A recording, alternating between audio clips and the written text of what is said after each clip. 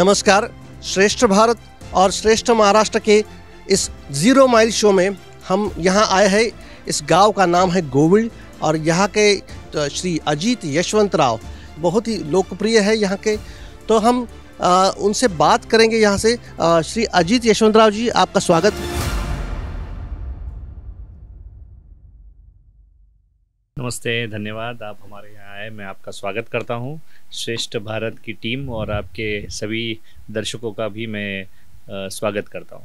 धन्यवाद। आपका नाम अजीत है और आप कुछ दिन पहले हमारे उप मुख्यमंत्री अजीत दादा पवार के साथ जुड़े हुए थे और आज आप शिवसेना उद्धव बाला साहेब ठाकरे के साथ है। तो ये क्या वजह थी आज आपने इस चुनाव के सामने ही आपने ये तब्दीली कर दी? मैं पिछले 15 साल से ये पूरे राजापुर चुनाव क्षेत्र में काम कर रहा हूँ और सामाजिक और राजकीय ये दोनों ही चीज़ों पे ध्यान देके मैंने पिछले 15 साल तक इस पूरे परिसर में काम करने की संधि मुझे यहाँ के लोगों ने दी। ये बात सही है कि मैं आदरणीय अजीत दादा के साथ मैं जुड़ा हुआ था, मैं पार्टी में काम कर रहा था। बट 2014 में मैंने इसी विधानसभा क्षेत्र से चुनाव लड़ा था और उसके बाद मैंने तकरीबन 12 साल इस पूरे चुनाव क्षेत्र में गांव-गांव में जाके एक अपना संगठन बनाने की कोशिश मैंने की थी और मुझे अपेक्षा थी कि 2024 की इस चुनाव के दौरान मुझे यहाँ से प्रत्याशी के रूप में मुझे एक संधि मिलनी चाहिए थी। बट शायद वो अलायंस के कुछ टर्म्स एंड कंडीशन पे शायद वो बनी नहीं। इसीलिए मुझे मेरे लोगों के साथ चर्चा करने के बाद मुझे ऐसा एहसास हुआ कि अगली राजकीय दूरी तय करने के लिए मुझे ये निर्णय बनाना पड़ा और मैंने शिवसेना के उद्धव जी के ऊपर विश्वास रख के मैंने शिवसेना परिवार में शामिल होने का निर्णय लिया। श्री अजीत जी, आप लॉन्ग टर्म आपने कुछ स्ट्रैटेजी की है। आपकी जो ट्रैजेक्टरी है इस आपके बैकग्राउंड के ऊपर ही है। तो राजापुर विधानसभा में आपने बहुत सारा काम किया है। आप जवान है, आपके सामने बहुत ही बड़ी आपकी लाइफ है। आप कुछ बहुत सारा काम कर सकते हैं। तो हमें बताइए कि ये जो आपका जो राजापुर मतदार संघ है यहाँ पे, तो यहाँ पे क्या सोशल या एग्रीकल्चरल यहाँ पे क्या प्रॉब्लम्स है यहाँ की, क्या तुरंत यहाँ डेवलपमेंट के रिलेटेड क्या क्या इश्यूज है? इस चुनाव क्षेत्र को अगर आप देखेंगे, इसको पहचानेंगे तो इसमें एक दो चीज़ काफ़ी महत्वपूर्ण है कि एक तरफ यहाँ पे पहाड़ों से घिरा हुआ है और एक तरफ पूरा समुंदर है। तो इसीलिए यहाँ पे हमारे जो फिशरमैन कम्युनिटी है और हमारे जो फार्मर्स कम्युनिटी है, ये दोनों कम्युनिटी यहाँ पे एक बहुत इम्पॉर्टेंट रोल प्ले करती है।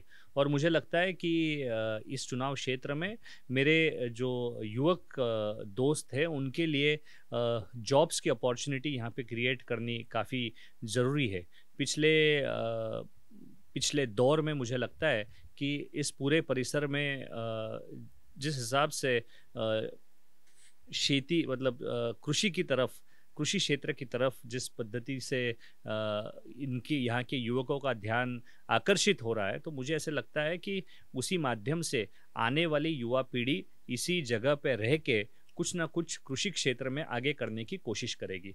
इसके साथ साथ मुझे ऐसा लगता है कि अभी आप सबको पता है कि ये लांजा है, राजापुर है, ये दोनों तहसील के बीच से जाने वाली जो मुंबई गोवा हाईवे है, इसके ये हाईवे के काम पूरा होने के बाद मुझे ऐसा लगता है कि यहाँ पे इंडस्ट्रियलाइजेशन के लिए भी काफ़ी अच्छी अपॉर्चुनिटी आ सकती है। यहाँ से अगर हम जहाँ आज बैठे हैं, यहाँ से 2 से सवा 2 घंटे में हम गोवा तक की दूरी बाय रोड पूरी कर सकते हैं। तो अगर हम लोग इसको थोड़ा सा हम लोग लॉजिस्टिक्स के हिसाब से अगर देखना चाहेंगे, तो मुझे ऐसा लगता है कि अगले आने वाले 1-2 सालों में यहाँ हमें एक अच्छी इंडस्ट्रियलाइजेशन अपॉर्चुनिटी क्रिएट करने की हमें एक अच्छी संधि मिल सकती है और मुझे लगता है हमारी पार्टी की तरफ से हम उसके ऊपर अधिक काम करने की कोशिश करेंगे। अजीत साहब, आप जिस पार्टी में अभी शामिल हुए हैं, यहाँ पे जो भी बॉक्साइट खदान से लेके अणु प्रकल्प है, यहाँ के बाकी भी प्रोजेक्ट से लेके जो प्रतिरोध का जो माहौल है, तो इससे आप यंग है, आप पढ़े लिखे हैं, हाईली एजुकेटेड है, तो आप इस इशू को आपने अभी माइग्रेशन का बात छेड़ी है, यहाँ पे इंडस्ट्री और रोजगार डेवलप होने जा रहे हैं, तब आप इस प्रोजेक्ट को के तरफ किस भूमिका से देखते हैं? देखिए, मुझे ऐसा लगता है कि किसी भी क्षेत्र में अगर कुछ भी नई अपॉर्चुनिटी अगर लानी है, तो सबसे महत्वपूर्ण चीज़ ये होती है कि वहाँ के जो स्थानिक लोग हैं, उनके साथ सलाह मशवरा करके ही उसके ऊपर कोई निर्णय लिया जाना चाहिए। यहाँ पे क्या हो रहा है कि रिफाइनरी हो या बॉक्साइट हो या ये सब चीज़ें जो है, यहाँ पे एक बंद पर्दे के आड़ कोई कंपनी आके यहाँ के लोगों के ऊपर ये सब प्रकल्प लादने की कोशिश वो करने की कोशिश कर रहे हैं। मुझे ऐसा लगता है कि जब कोई भी क्षेत्र में अगर हम लोग एक विकास की भूमिका से हम लोग इसके ऊपर देखेंगे, तो मुझे ऐसा लगता है कि उस चुनाव क्षेत्र या कोई भी चुनाव क्षेत्र, इस देश के कोई भी चुनाव क्षेत्र में जब विकसित करने का हम एक प्रयास करते हैं, उस वक्त हमें ऐसा लगता है कि वहाँ रहने वाले लोगों में जो आत्मीयता है, वहाँ लोगों में रहने वाले लोगों में विश्वास पहले निर्माण करने की ज़रूरत है। और अगर विश्वास निर्माण होगा, उनकी अगर सम्मति होगी, तो उसके बाद कोई भी प्रकल्प आने के लिए मुझे नहीं लगता है कि कोई विरोध करेगा। सबसे पहले हमें वहाँ के लोगों को मन को समझना चाहिए, उनको क्या चाहिए वो समझना चाहिए। उनके मन के खिलाफ हम लोग अगर कुछ जाने की कोशिश करेंगे, तो स्वाभाविक है कि यहाँ पे विरोध होगा, और तीव्र विरोध पिछले कई सालों में हमें देखने के लिए मिला है। अजीत जी, हमें बताइए कि यहाँ का जो किसान है और यहाँ पे आम का जो प्रोडक्ट है और कैशू के प्रोडक्ट्स हैं और कोकम के प्रोडक्ट्स हैं, तो यहाँ पे जो जो प्रक्रिया केंद्र है, जो प्रोसेसिंग यूनिट्स है, तो ये बड़ा रोजगार दाखिल देती है यहाँ पे। तो आप मुझे बता दीजिए कि ये प्रोसेसिंग यूनिट के बारे में उनके कुछ प्रॉब्लम्स है, उनको कुछ फेस करे, तो इस सिलसिले में आपकी पार्टी और आप खुद उसमें क्या भूमिका निभाते हैं?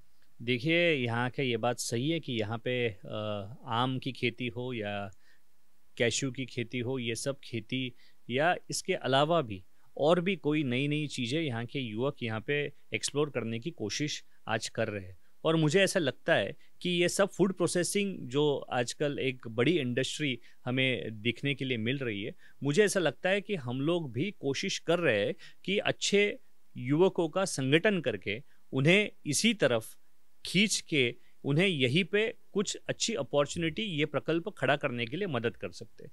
अब पार्टी की तरफ से हम लोग कोशिश करेंगे, तो हमारा प्रयास यही है कि सरकार आने के बाद हमारे जो यहाँ के प्रत्याशी है डॉक्टर राजन प्रभाकर साल्वी, ये अभी 3 टर्म यहाँ पे ये यहाँ के विधायक रह चुके हैं। अब ये उनकी चौथी टर्म के लिए वो चुनाव लड़ रहे हैं। मुझे विश्वास है कि यहाँ की जनता उन्हें बहुमत से वहाँ से चुन के देगी, और उसके बाद एक अच्छी कोर टीम बना के ये सब प्रकल्पों के बारे में सरकार से यहाँ पे और क्या नया इनोवेटिव किया जाएगा, इसके बारे में देखिए हमने विचार विनिमय किया है। और मुझे विश्वास है कि यहाँ के युवकों को साथ में लेके ये सब चीज़ों को आगे ले जाने की कोशिश हम लोग सब करेंगे।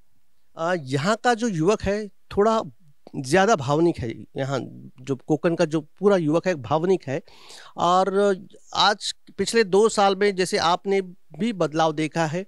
अब सब देखते कि पार्टियों में बहुत सारी ये राजनीति में उलट-पुलट बहुत हो रही है, पार्टियाँ बँट रही है, अलग-अलग लीडर्स सामने आ रहे हैं। तो ये युवक आपका जो जो भावनिक है, वो कोकण का युवक इस सब राजनीति को कैसे देख रहा है? मैं एक बात आपको बताना चाहता हूँ कि कोकण की हर एक व्यक्ति ये बहुत प्रामाणिक है। ये अपने विचार से कभी भी कॉम्प्रोमाइज़ नहीं करती।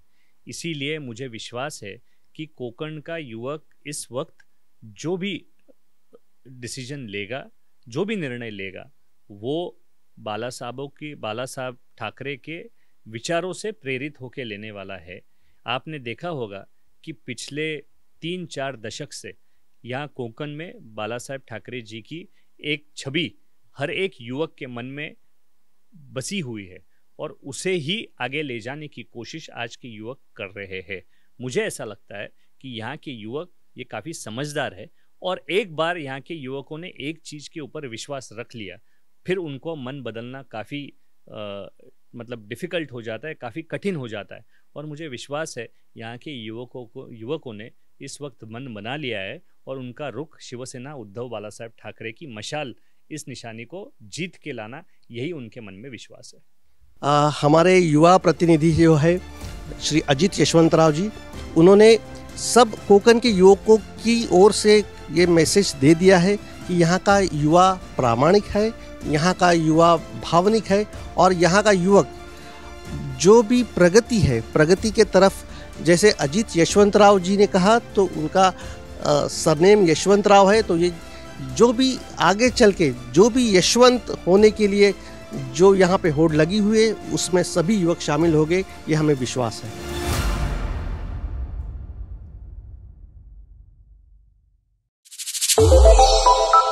श्रेष्ठ भारत पर खबरों से जुड़े रहने के लिए चैनल को सब्सक्राइब और लाइक करें, बेल आइकन दबाएं और देखते रहें श्रेष्ठ भारत।